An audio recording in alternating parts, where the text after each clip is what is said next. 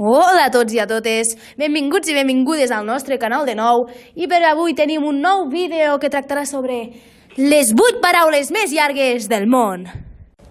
Advertim que aquestes paraules no estaran perfectament pronunciades i si us ve de gust sentir-les perfectament, aneu a una cosa que es diu Google Traductor. Per començar, el número 8. Amb 45 lletres comencem. Aquesta paraula anglesa és una malaltia contraiguda per l'aspiració de bessura volcànica i és pneumonoultramicroscopic volcanonoxiosis. Ni tan mal per no ser científica. Número 7. Aquesta paraula amb 58 lletres, Llanfairpwllgwyngyllgogery, és una ciutat de Gales. Concretament, si traduíssim la frase en català, seria l'església de Santa Maria en el forat de l'Avellaner Blanc, prop d'un remolí ràpid, i l'església de Sant Isidro, a prop de la Gruta Vermella.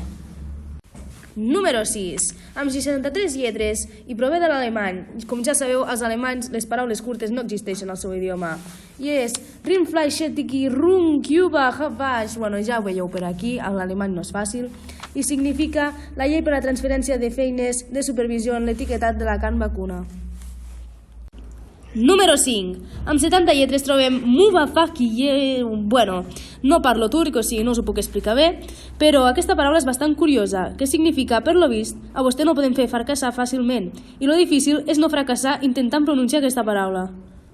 Número 4. Donaudam Shifar Selectritza. Bueno, és molt llarga, té 70 lletres i com podeu veure, prové de l'alemany, que és una llengua on les paraules normalment són molt llargues. I aquesta paraula concretament vol dir Societat de Funcionaris Subalterns de la construcció de la central elèctrica principal de la companyia de vaixells de vapor del Danubi. I ara arribem al top 3. Número 3. Taumatawaka Tangi Hanga. I encara dura molt més. Ja té 85 lletres. És un topònim maorí, que significa el pic on tamatea, l'home de grans genolls, l'escalador de muntanyes, el que es menja la terra quan viatja, toca la flauta nasal a la seva amada. Sí, tot això per dir amb una muntanya de Nova Zelanda. Número 2. Aquí ja ens estem anant una mica de les mans amb el número de lletres. Arribem a les 130. I la paraula és Norderstjorkustartiller. Bueno, no sóc sueca i no el parlo. Però bé, els suecs es volen referir amb això a l'artilleria de la costa nord del Bàltic, construcció d'un simulador de vol, sistemes de monitorització i manteniment i preparació de postres de comunicació. Sí, i al cap d'uns dies després suposem que es van donar compte que feien falta una mica d'espais. I per fi, hem arribat al número 1. Aquesta paraula no us la penso ni llegir perquè conté 189.819 lletres.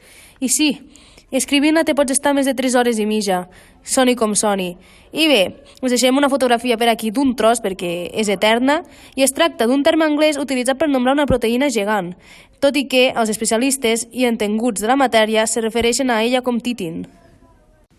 I bé, fins aquí és tot. Esperem que us hagi agradat molt i si és així no dubteu en posar like, comentar i només que tingueu algun dubte no dubteu en fer-ho. I sobretot subscriviu-vos si voleu més contingut i no voleu perdre res, toqueu la campaneta.